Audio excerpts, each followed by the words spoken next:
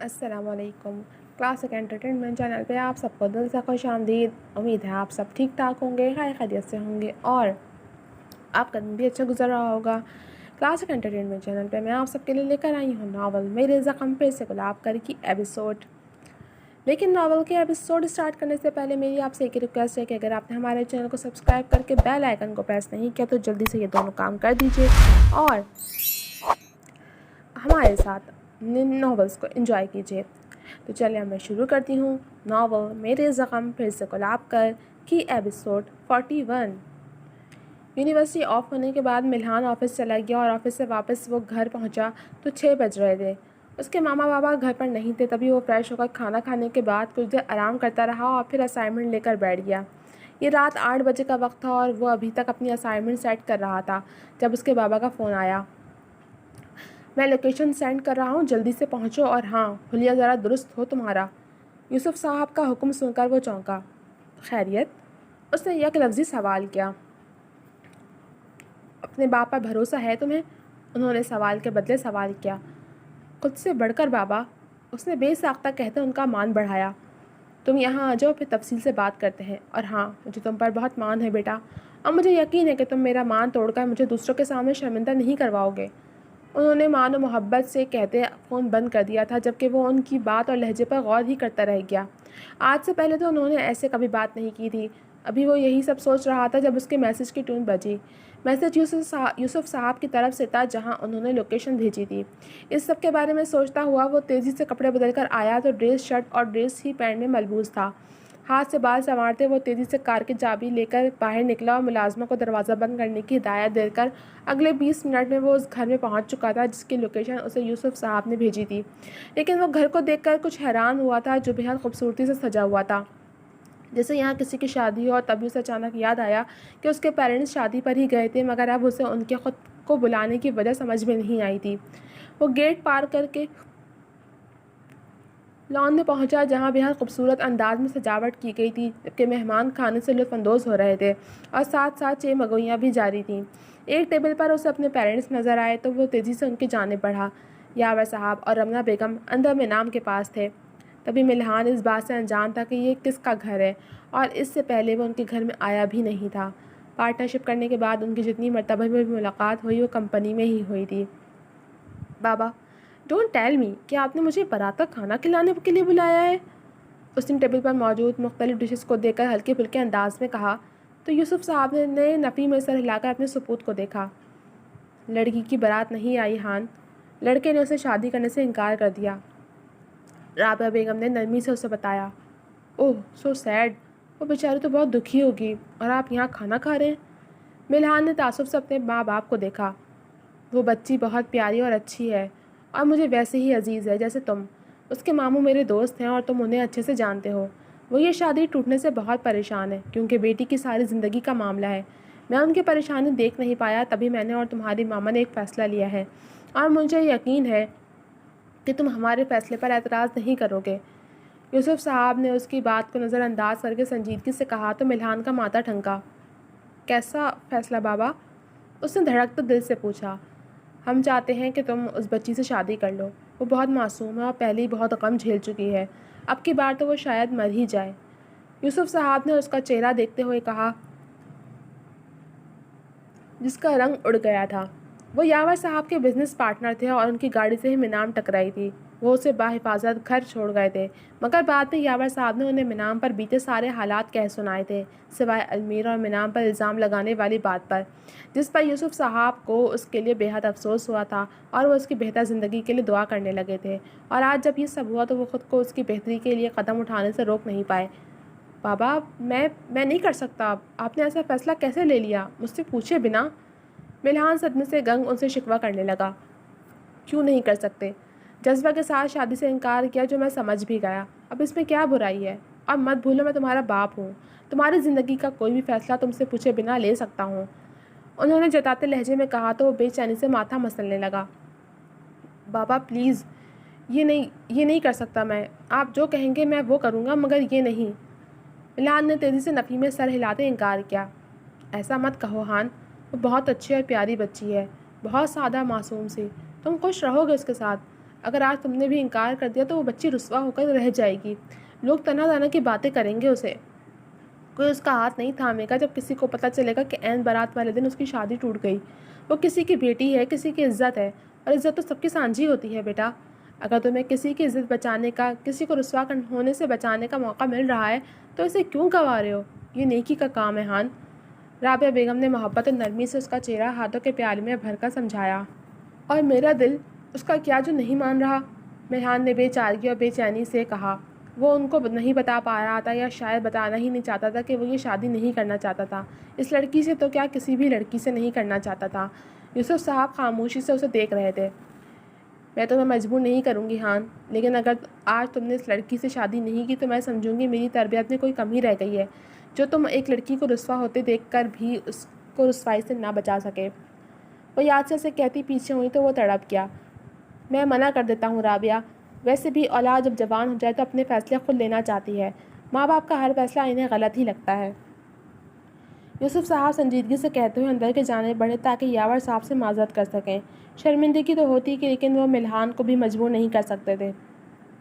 میں تیار ہوں بابا، ملحان نے بوجھل سے لہجے میں کہا تو وہ رک کر اس کی طرف پلٹے۔ تم پر کوئی زور زبردستی نہیں ہے ملحان، تم وہی کرو جو تمہارا دل چاہتا ہے، یوسف صاحب نے نرمی سے کہا، کیونکہ وہ سچ میں اس پر دباؤ نہیں ڈالنا چاہتے تھے۔ میرا دل وہی کرنا چاہتا ہے جو میرے پیرنٹس چاہتے ہیں، اس نے سنجیدگی سے کہا تو وہ دونوں اس کی طرف بڑھے اور باری باری اس کا ماتھا چوم لیا۔ ہمیشہ خوش رہو، نرمی سے کہہ کر اسے اسٹیج کی جانب لے گئے۔ مہمانوں کو پتہ چل ہی چکا تھا کہ بارات نہیں آ رہی، تبھی کھانا جلدی کھول دیا گیا تھا، اور اب سب لوگ ملحان کو دلہے کی جگہ بیٹھے دیکھ کر حیران نہیں ہوئے تھے، لیکن انہیں منام کی قسمت پر رشک آیا تھا جو اتنے ہینڈسم اور امیر لڑکے کی بیوی بننے جا رہی تھی، حالانکہ وہ خود بھی غریب نہیں تھی۔ ملحان سنجیدہ سا اسٹیج پر بیٹھا ہوا تھا، وہ سیدھا بیٹھا سامنے دیکھ رہا تھا، اس کے آس پاس کون تھا اسے اس سے کوئی غرض نہیں تھی۔ یوسف صاحب نے جب یاور صاحب کو بتایا کہ ملحان آ گیا ہے تو وہ ان کے بہت شکر گزار ہوئے تھے، جنہوں نے اس مشکل گھڑی میں ان کا بہت ساتھ دے کر ان کی عزت بچا لی تھی، ورنہ آج منام پر ایک اور داغ لگ جاتا۔ مولوی صاحب کو لے کر وہ اندر گئے تھے، ان کے ساتھ یوسف صاحب اور چند گواہان تھے۔ منام نے گھونگھٹ اوڑھا ہوا تھا اور وہ اپنے دل کو بالکل خالی محسوس کر رہی تھی۔ اسے نہیں معلوم تھا کہ رمنا بیگم اور یاور صاحب کے علاوہ کمرے میں کون کون موجود ہے، نہ ہی اس نے سر اٹھا کر دیکھنے کی کوشش کی تھی۔ مولوی صاحب نے نکاح پڑھانا شروع کیا، مگر اگلے ہی پل وہ دلہے کا نام سن کر چونک گئی، جو کسی اور کا نہیں ملحان یوسف بیگ کا نام تھا۔ وہ چپ ہی رہی تو مولوی صاحب نے دوبارہ پوچھا اور تب اسے یقین ہو گیا کہ یہ اس کا وہم نہیں تھا۔ اس نے سر اٹھا کر دیکھا تو پہلی نگاہ یوسف صاحب پر پڑی اور دوسری یاور صاحب پر، جس کے بعد اسے سمجھ میں آ گیا کہ اس کی شادی ملحان سے ہونے جا رہی ہے۔ ملحان؟ اس صدمے سے بڑبڑائی، مگر بڑبڑاہٹ اتنی اونچی ضرور تھی کہ سب نے سنی۔ تمہارا نکاح ملحان سے ہو رہا ہے بیٹا، اور فکر مت کرو، وہ راضی ہے اور تمہیں خوش بھی رکھے گا، اس بات کی گارنٹی میں دیتا ہوں۔ یوسف صاحب نے اس کے سر پر ہاتھ رکھ کر اسے تسلی دی تو وہ گلے میں آنسوؤں کا پھندہ محسوس کرنے لگی۔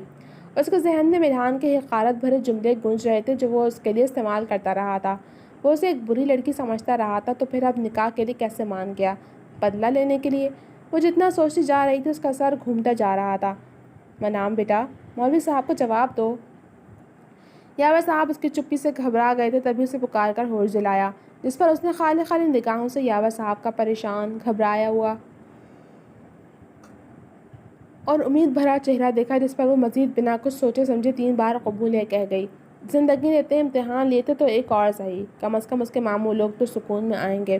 اسے ایجاب و قبول کروانے کے بعد یاور صاحب یوسف صاحب اور مولوی صاحب کے ساتھ باہر نکل گئے، جبکہ رابعہ بیگم اسے پیار دینے کے بعد سمجھانے لگی تھی کہ اسے اب فکر مند ہونے کی ضرورت نہیں، نہ ہی گھبرانے کی، وہ اسے بیٹی سمجھتی ہیں اور بیٹی کی طرح ہی رکھیں گی۔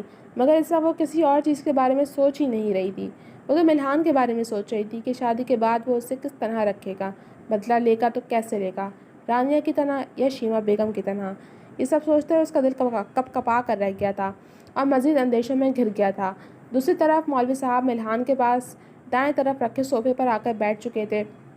یاور صاحب بھی اسٹیج پر چلے آئے اور سیدھا ملحان کے پاس سامنے آ کر رکے، جو ان کو اپنے سامنے دیکھ کر حیران ہوتا ہوا اٹھ کھڑا ہوا۔ انکل، آپ یہاں؟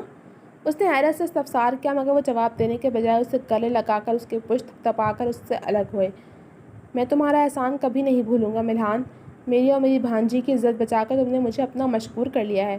تم پہلے بھی مجھے پسند تھے، مگر اب تم میرے داماد بننے والے ہو۔ انہوں نے مشکور انداز میں کہا تو اس کا دماغ سائیں سائیں کرنے لگا۔ اس کا نکاح ان کی بھانجی سے ہو رہا تھا، مگر کس بھانجی سے؟ منام کی شادی پر اس نے ان کی دوسری بہن کی بیٹیاں بھی دیکھی تھیں، مگر صرف سرسری طور پر۔ تبھی وہ الجھا تھا کہ وہ کس کی بات کر رہے تھے۔ منام کے بارے میں وہ سوچ بھی نہیں سکتا تھا کیونکہ وہ شادی شدہ تھی، اور اگر شادی شدہ نہ بھی ہوتی تو بھی وہ مر کر بھی اسے شادی کے حامی نہ بھرتا۔ وہ اس وقت ان سے کچھ پوچھ نہیں سکتا تھا، تبھی چپ چاپ الجھا سا صوفے پر بیٹھ گیا، جس پر مولوی صاحب نکاح کے کلمات دہرانے لگے۔ مگر اس کی سماعتوں پر بم تو تب پھوٹا جب مولوی صاحب نے منام حبیب مغل کا نام لیا۔ اس نے بے ساختہ چونک کر بے یقینی سے پہلے یاور صاحب اور پھر یوسف صاحب کو دیکھا۔ لڑکی کا نام غلط لیا ہے مولوی انکل نے، آپ دوبارہ پوچھیے۔ ملحان نے قبول ہے کہنے کے بجائے نام پر اعتراض اٹھایا تو مولوی صاحب نے سوالیہ انداز میں یاور صاحب کی طرف دیکھا۔ نہیں بیٹا، مولوی صاحب نے صحیح نام لیا ہے، منام سے ہی تو تمہارا نکاح ہو رہا ہے۔ یاور صاحب نے اس کی غلط فہمی دور کی، اور اصل دھماکہ تو اب ہوا تھا اس پر۔ منام سے اس کی شادی ایسا کیسے ہو سکتا تھا؟ وہ تو شادی شدہ تھی، پھر اور سب سے بڑھ کر وہ ایک بد کردار لڑکی تھی، کیسے اسے شادی کر لیتا؟ اس کے سامنے ہی تو سب کچھ ہوا تھا۔ اس کے کانوں میں جذبہ کی باتیں گونجنے لگی تھیں، ہر وہ بات جو جذبہ نے منام کے خلاف اس سے کہی تھی۔ اس کا میمون سے چکر تھا، پھر اس نے میمون کو چھوڑ کر المیر کو پھانس لیا، اور پھر شادی سے پہلے رات کے وقت اسے بلوایا، وہ بھی تنہائی میں۔ ملحان تیزی سے نفی میں سر ہلاتا کھڑا ہو گیا۔ میں منام سے شادی نہیں کر سکتا، وہ تو شادی شدہ ہے، پھر ایسے کیسے؟ ملحان غصے سے بولا تو یوسف صاحب اور یاور صاحب پریشان ہونے لگے۔ ان کے ماتھے پر پسینہ تیرنے لگا، اور پریشانی سے ایک بار پھر ان کا بی پی ہائی ہونے لگا تھا۔ پورا جسم کپکپا رہا تھا کہ اگر ملحان نے بھی نکاح سے انکار کر دیا تو کیا ہوگا؟ شادی شدہ نہیں ہے، وہ بیوہ ہے، اور تمہارا نکاح اسی سے ہوگا۔ حامی بھر چکے ہو تم، تو اب اس انکار کی وجہ؟ چپ چاپ بیٹھو اور نکاح مکمل کرو۔ یوسف صاحب دبا دبا سا چلائے تو ملحان نے سرخ پڑتے چہرے کے ساتھ ان کو دیکھا۔ میں نہیں کر سکتا منام سے شادی، پلیز بابا، آپ تو مجھے۔ ملحان ملتجی ہوا، مگر اس کی بات ادھوری رہ گئی کیونکہ یاور صاحب اپنے کپکپاتے وجود کا بوجھ سنبھال نہیں پائے تھے اور صوفے پر گرے تھے، جس پر سبھی پریشان ہوتے ان کی طرف بڑھے۔ ملحان خود بوکھلا گیا تھا جب بھی تیزی سے ان کی طرف بڑھا، مگر یوسف صاحب نے اسے تیزی سے دور جھٹکا۔ دور رہو ان سے، بھولو مت کہ ان کی اس حالت کے ذمہ دار تم ہی ہو۔ یوسف صاحب نے اسے گھرکا تو وہ مزید شرمندہ ہوا۔ بابا پلیز، وہ ملتجی انداز میں کہتا ایک بار پھر ان کے قریب ہو کر ان کے ہاتھ سہلانے لگا۔ یوسف صاحب نے تیزی سے ان کو پانی پلایا، جس پر ان کا سانس بحال ہوا، اور ہوش سنبھالتے انہوں نے ملحان کے آگے ہاتھ جوڑ دیے، جس پر وہ بری طرح شرمندہ ہوتا۔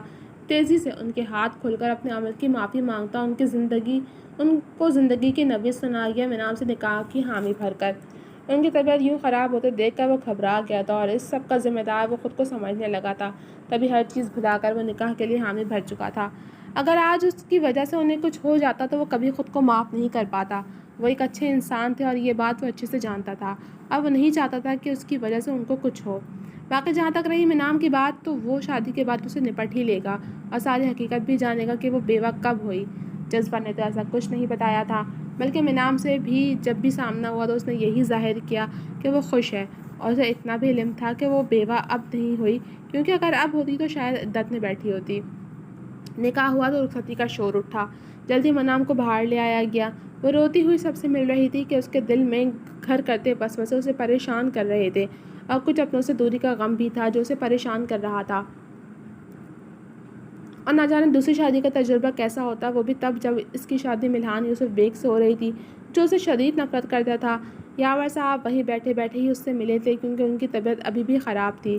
بیٹی کا باپ ہونا کتنا مشکل ہوتا ہے انہیں آج سمجھ میں آیا تھا، مگر وہ خوش تھے کہ ملحان مان گیا تھا۔ حالات کو مد نظر رکھتے ہوئے فوٹو شوٹ نہیں کیا گیا تھا، اور پھر منام 3 لوگوں کی مختصر سی بارات کے ساتھ اپنے سسرال کی طرف رخصت ہوئی تھی، امنگوں خواہشوں سے خالی دل لیے۔ جی تو جناب، اب تک کے لیے صرف اتنا ہی۔ تو آخرکار منام کی شادی ملحان بیگ سے ہو ہی گئی۔ کیا ملحان منام کو دل سے قبول کرے گا، یا پھر منام کی زندگی میں مزید کوئی طوفان آئے گا؟ جاننے کے لیے جڑے رہیے میرے ساتھ۔ جلد ملوں گی آپ سے اگلے ایپیسوڈ کے ساتھ، تب تک کے لیے اللہ حافظ۔